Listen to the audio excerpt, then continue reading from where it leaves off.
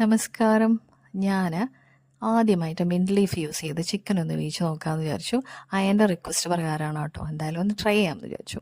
Coriander ലീഫും mint ലീഫും garlic പിന്നെ ചെറിയ piece of ginger ഇച്ചിരി ഒണിയനോട് ചേർത്ത് മിക്സിയിലൊന്ന് അരച്ചെടുത്തു.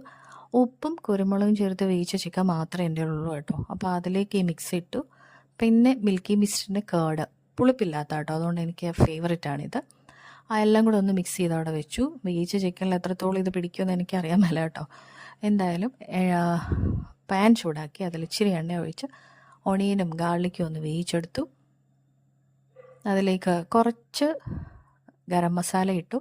പിന്നെ ഇടുന്നത് കൊറിയാണ്ടർ പൗഡറാണ്, പക്ഷേ അത് റെഡ് കളറിലായിട്ടോ.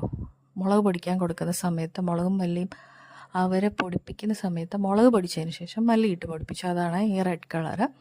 എല്ലാം കൂടെ ഒന്ന് മിക്സ് ചെയ്ത് വെച്ചു കേട്ടോ. എന്നിട്ട് അതിനകത്തേക്ക് ചിക്കൻ സ്റ്റോക്ക് ഒഴിച്ചാണ് വേവിച്ചത് കേട്ടോ. എന്തായാലും ടേസ്റ്റ് നല്ലതായിരുന്നു. ഇച്ചിരി അടുക്കി പിടിച്ചു കേട്ടോ. വീണ്ടും കാണാം പുതിയ വീഡിയോ ആയിട്ട്. അതുവരെ ബൈ.